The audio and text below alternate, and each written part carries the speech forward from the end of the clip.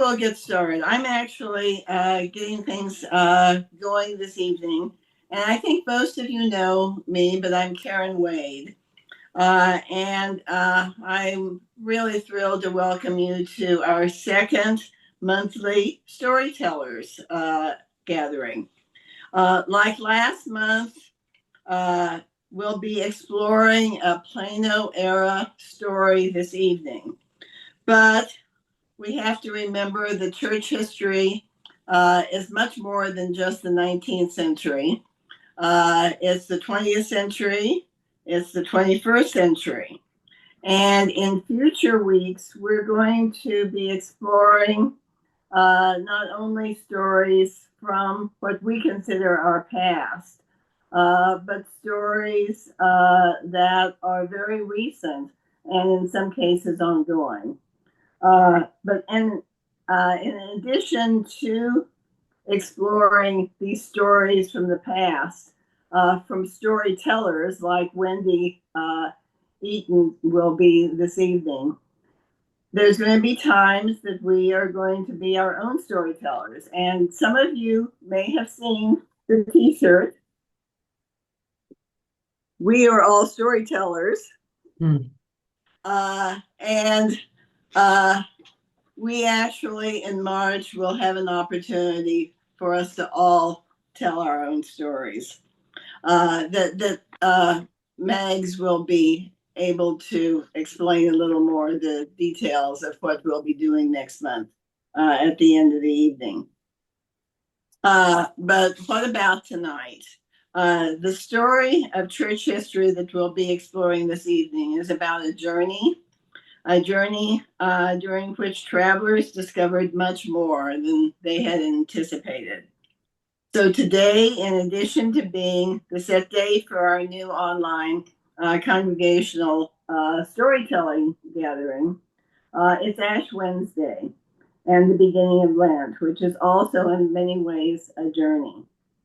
So when Googling how we might connect these two types of journeys, I happened upon a Lenten activity called Lent for the Young Ones, an adventure that, to me at least, seemed like a perfect combination. So why, you might ask, am I approaching Lent as a Sunday school teacher?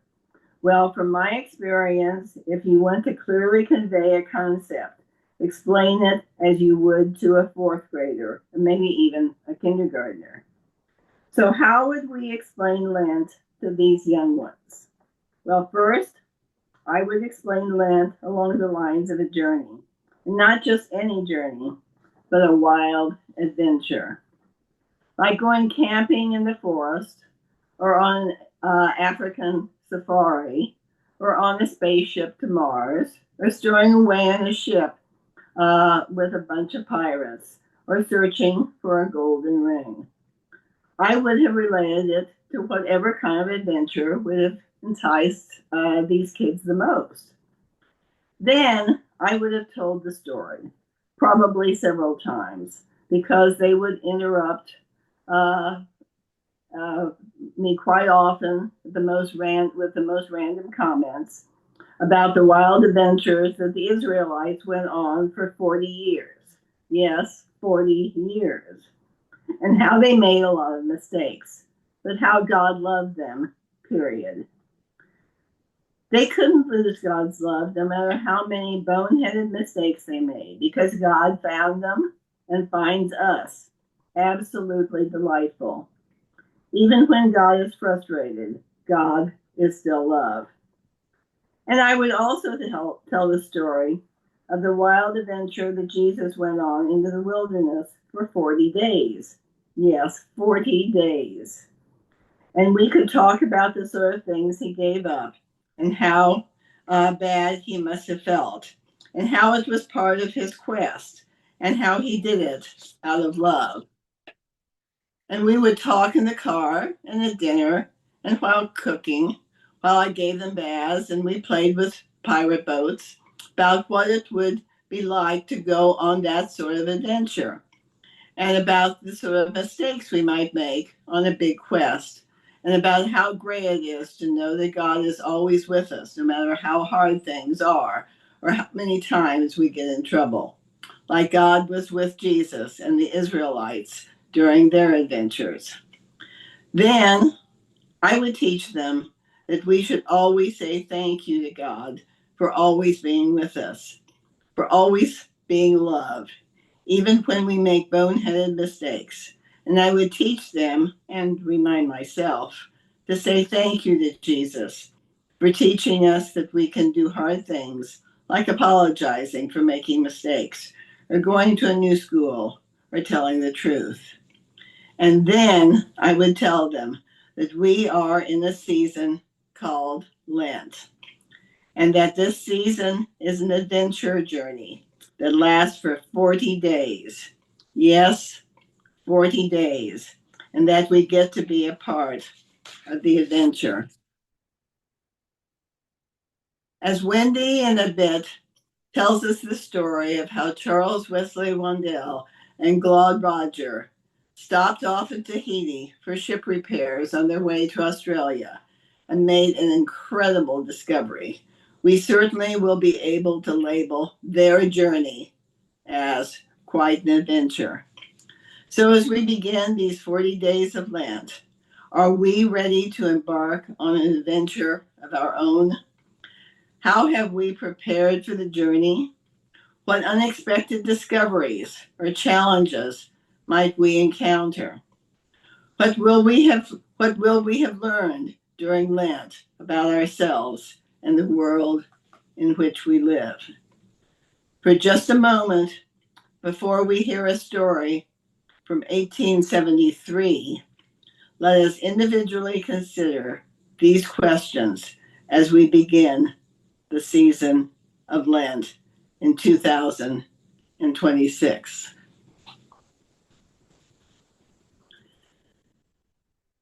So we see these questions before us. Let's silently consider them. And then during the discussion period, we can talk about some of our thoughts. Megs?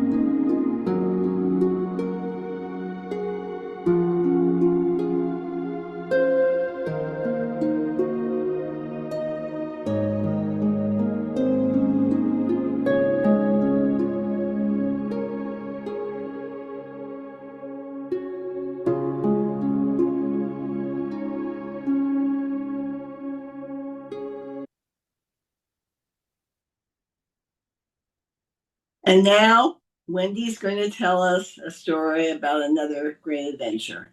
Wendy? So I'm going to start about 60 years before this story happens, because I think it's important to get some background on who Charles Wandell and Glaud Rodgers were. So Charles Wesley Wandell was born in 1819 in the state of New York here in the United States. He was a member of the early church. He was baptized, ordained an elder, all in 1837. After the death of Joseph Smith Jr., Charles traveled to Nauvoo, but he wasn't satisfied with the discord that was evident among the leaders in that community. He left and went down to St. Louis and eventually found his way to California. And in California, he became reacquainted with the church under Brigham Young's leadership when he met with Parley Pratt and was once again baptized. Now it's 1851. And soon after, he's ordained a 70. Not long after that, he's sent to Australia on a mission. Sometime before 1857, Charles returns back to the United States, and he's in California, getting ready to make his way at long last to Salt Lake City. Because as long as he had been in the church and heard the glories of Zion out there in the mountains, he had not yet seen it. He's crossing southern Utah just after the horrific massacre at Mountain Meadows. The aftermath leads Charles to sever ties with Brigham Young. Not much is known about his life from that point until 1873, which is the year our story starts. So now let's introduce Glaud Rodger. Glaud was born in 1820 in I'm going to say this one wrong, North Lanarkshire, Scotland. He's baptized in August 1842 and was ordained an elder the following year. He marries a woman named Matilda Clark in 1853, and just about a year later, they, with their infant son, board a boat and cross the Atlantic with many other British converts, making their way to Salt Lake City. The trip goes smoothly from Liverpool to New Orleans and up to St. Louis. But in St. Louis, they encounter friends from England who discourage them from continuing west. But they are determined to make their way to Salt Lake City. They get up to Council Bluffs, and the reality of what's about to happen sets in. Because here they have left the United Kingdom, a rather industrialized country, gas lamps everywhere, good transportation. And now they are camping out in the open air with no solid walls or roofs. Matilda doesn't really want to keep going, but they decide to carry on. They get to Salt Lake City, and they are barely there a month before the church leadership asks them to travel and move to southern Utah. They get as far as close to Cedar City when their son dies, and everything shatters from this point on. They continue on after burying their son on the prairies out there, reach southern Utah, but then turn west and head to California. Over the next 2 decades, they had 5 more children, 4 who lived to adulthood, and they met the reorganization out there. And Glaud quickly becomes an active member of the priesthood. So in 1873, these 2 men have met. In fact, Glaud is the one who baptizes Charles Wandell. There's this great little story about Wandell. Joseph Smith III calls him to serve as a 70, accepting him on his original 1837 baptism. But there were grumblers in the crowd, and Charles decides he'll just go ahead and get rebaptized before taking on this priesthood call. Alexander Hale Smith is out in California, and he's the one who ordains both Glaud and Charles to the office of 70 and calls them to set their faces towards Australia. On November 6th of 1873, so we're very late in the year for this to get started, Glaud and Charles board the ship called Domingo, and they are bound for Sydney, Australia. Both record their thoughts in journals and letters.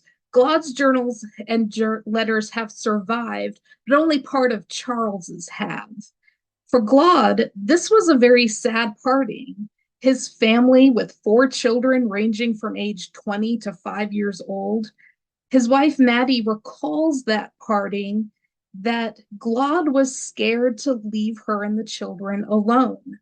But she responded to him, "Go and the Lord will take care of us." She wanted to go with him, but they knew they could not take the children on such a trip, and she could not leave the children. So they had to part for what would be nearly 6 years. The first leg of the ocean-going voyage wasn't too eventful, but about a month into the trip, about the time they crossed the equator, the ship sprung a leak. Now, it had had this leak ever since they left, but it wasn't bad.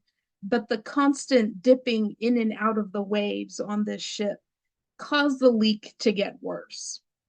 They don't sound overly concerned by this leak, but they know that they can't make it to Sydney. So they turn towards Tahiti, which is only about 1,000 miles from where they were at that point. They pull into Matavai Bay, which is on the northwest side of the island of Tahiti, on December 13th, and it was estimated that repairs would take about 10 days. Now, these 2 men, even though especially for Charles Wandell, fairly recent converts to the reorganization, they had been members of this movement for quite some time, and they were familiar with the stories of Addison Pratt and the others who had come out to this area about 40 years beforehand. And so they set out to see if they could find whatever happened to all these converts that they had heard these stories of. They were a little concerned about going through their missionary works and breaking the law, so they arranged to meet with the Queen, Hamare. She was getting older, and she relied on her niece, who was her heir, to help her communicate with Glaud and Charles. The 2 men found the women very gracious and welcoming, and after a positive interaction, they felt at their ease to go about their work as missionaries without any concern of breaking laws.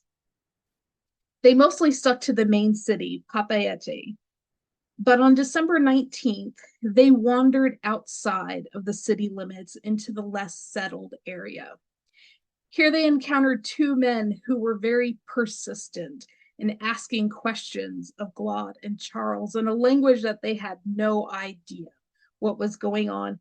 And they began to get a little concerned about how persistent these 2 men were, and eventually managed to get away from them and made their way back to Papeete. They found a gentleman who they were able to talk enough with to get an understanding of what these 2 men that they had encountered were trying to ask. And they figured out that they were the church members that they were trying to find. They were worried that they had lost their opportunity because the ship was due to set out the next day. So they set about the matter in prayer, and fortunately, the repairs were not done. And so it was estimated it was going to be a few more days, and Charles and Glaud had their second chance. They left their lodging early in the morning, and they headed south in search of a community called Tiona.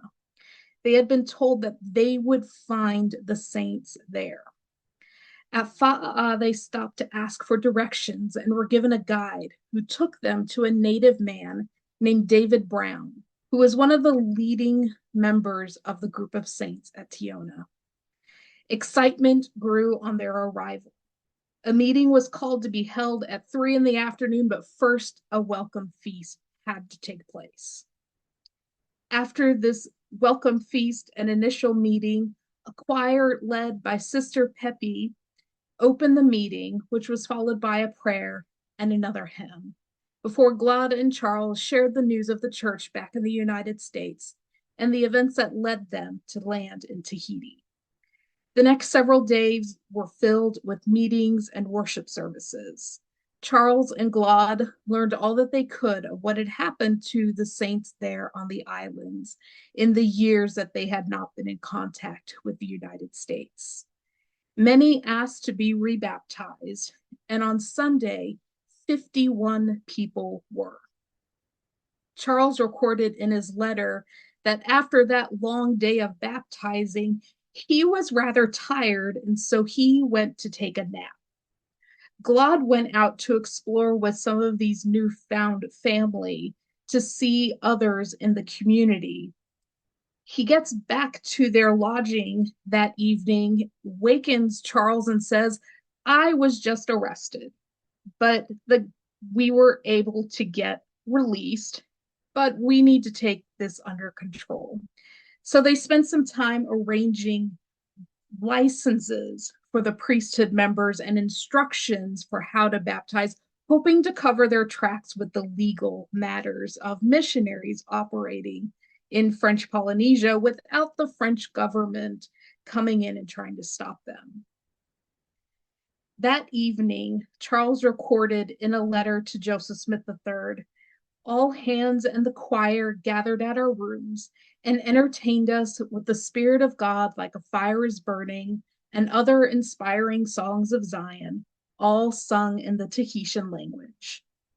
The day before they had to return to the ship, Glaud and Charles organized the members, organizing and ordaining elders to lead the scattered saints across the islands.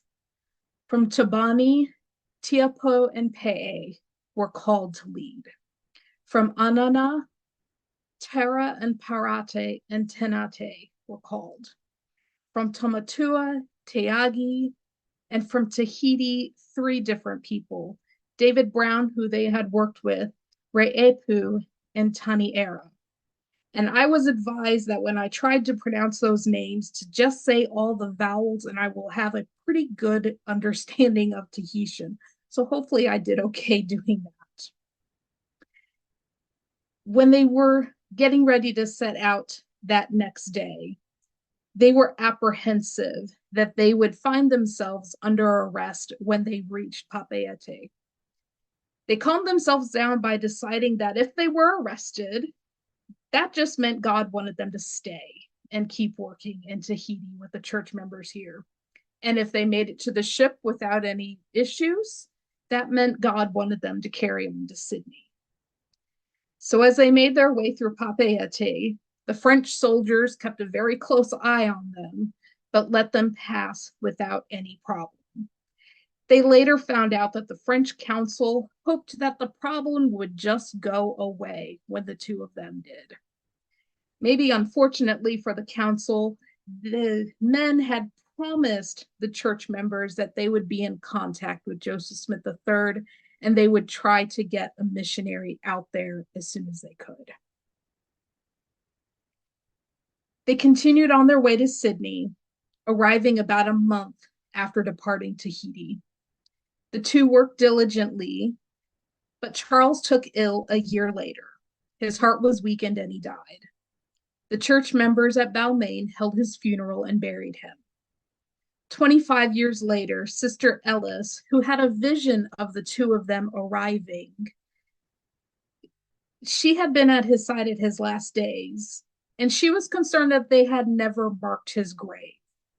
So she set about raising funds to lay a grave marker, which was placed in 1901, with the Balmain Saints gathered to dedicate that grave. Glaud continued on in Australia on his own for about 4 years before returning to his family. His wife Maddie and the 4 children had moved from Lamoni in this time. On one of his trips out to California, Alexander Hale Smith personally escorted Maddie and the children back to settle in Lamoni, so they had a good guide to get them back to their new home. When When Glaud arrived, finally by train, his two sons were meeting him to drive him the last 8 miles home. The younger son, named for him, he didn't recognize. When they got home, he saw Maddie standing there with two young women and a little girl, his two daughters and a granddaughter. He had become a grandparent in all this time, and this was his first chance seeing this little girl. There are two more parts of this story to tell, and that's first Maddie, Glaud's wife. About 10 years after her husband's death in 1884, Maddie, like other church members, was eagerly reading each month's Autumn Leaves magazine. Emma Burton had been sending in regular stories of the journey she and her husband were taking, traveling to French Polynesia and other parts of the Pacific. Maddie wrote a letter into Autumn Leaves saying that the story transported her right back 21 years ago when her husband was making such a journey. Church publications continually told these stories of the missionaries, everything from letters and conference updates within the Autumn Leaves and within the Herald magazines to autobiographies like Emma Burton's. Some of you may have seen this one, Beatrice Witherspoon, possibly a glamorized version of her history, but it's a good one anyway. And then even later, we have stories from F. Henry Edwards that are both novels and histories of the area. These stories captivated the church members, and they just kept telling them. The other part of this story is one that I wish I could tell, but I'm just not able to. And that's the perspective of the people of French Polynesia. Bruno Sara, a current historian, has written a history of the church in French Polynesia, but it's not easy to get a hold of that book, and it's written in French. So even if I had a copy, it would not do me much good. I did talk to a friend briefly who has spent some time in French Polynesia and just wanted to know if he had any stories that the people may have told of this interaction of Charles and Glaud back in the 1870s. What I was told that for the people of Tiona, this story is incredibly important. And where Glaud and Charles first were directed to meet the church members is a place called Tione Te Pare Pare. And to this day, it is considered hallowed ground. We have a church there, and I've been told we have a sports complex there. Reunions and conferences are held there. And on the hillside is an old cemetery where many church members are buried. It's a remarkable story. And like I said, one that has been told over and over again. It is very much part of the DNA of our church. Thank you.